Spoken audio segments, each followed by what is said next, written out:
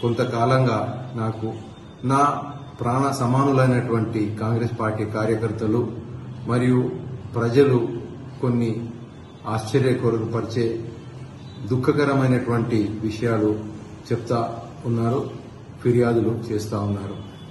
ముఖ్యంగా కొంతమంది ప్రభుత్వాధికారులు, ముఖ్యంగా రెవెన్యూ డిపార్ట్మెంట్కు సంబంధించినటువంటి అధికారులు, అంటే అందరు కాదు, రెవెన్యూ డిపార్ట్మెంట్లో కూడా కొంతమంది అధికారులు, ఆ కొంతమంది ఎవరో నేను చెప్తుంది మీకే అని చెప్పేసి మీకు తెలుసు, ప్రజలను ఇబ్బందులు పెడుతూ లంచాలకు అలవాటై లంచాలు తీసుకొని ప్రజలకు బాగా కష్టపెడుతున్న విషయం నా దృష్టికి వచ్చింది.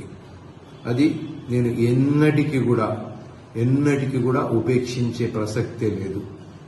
ప్రజలకు సేవ చేయడానికి మీరు జీతాలు తీసుకుంటున్నారు.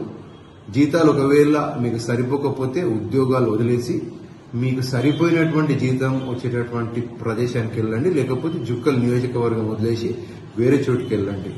ఒక్క రూపాయి కూడా లంచం తీసుకోవడానికి వీలు లేదు. ఆ లంచం తీసుకుంటున్నటువంటి ప్రతి అధికారి యొక్క చిట్టా పూర్తిగా నా దగ్గర ఉంది.